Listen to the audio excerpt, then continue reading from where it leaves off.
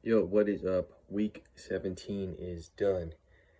3 weeks left in the season, guys. 18, 19, 20. And now it's kind of, wins are really important now for especially those seeds 9 through 5 or 9 through 6. Um, gotta win, gotta win. But let's start it off with the matchup of the week.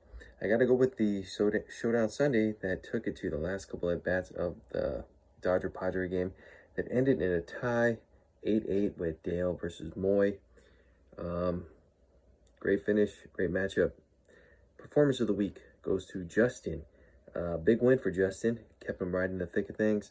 13 home runs, 66 hits, 293 average, 123 total bases. Good job, Justin. Winners this week.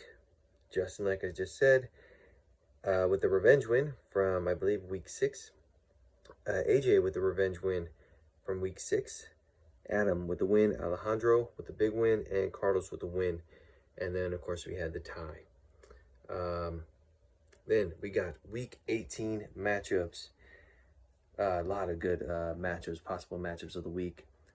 Strength of schedules. I mean, not for nothing, but, you know, a lot of teams play teams that are right in the rankings, right next to them, right?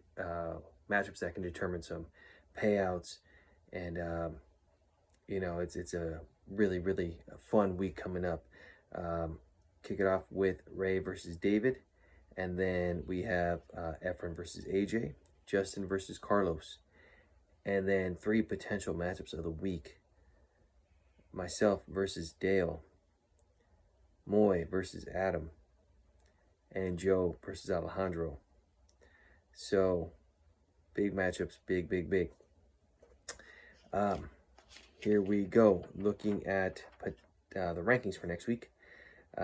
We got 12, Efren, 2 and 15, 11, 4 and 13, Carlos, 10, 5 and 12, Ray, 9, 7 and 10, Justin, 8, 8 and 9, David, 7, 8 and 9, Joe, 6, 9, 8 and 1, Dale, 5, 10 and 7, AJ, 4, 10 and 7, Adam, 3, 10, 6 and 1 by a half point, Moy at 3rd place, Alejandro at number 2 with his 13th win, 13 and 4, and then myself at 15 and 2 at the 1 spot. A couple things to keep in mind. Just a couple things because I didn't run it through with everybody's. But right now, the 9th seed, Justin, can max, if he wins out, is 10 wins. Like I said, 10 wins is going to get you into playoff contention. If Justin can win out, that puts pressure on the 8 and 7 seed and Dale at the 6th seed to try to get to 11 wins. 11 wins gets you in. In order to get to 11 wins, David and Joe would have to win out.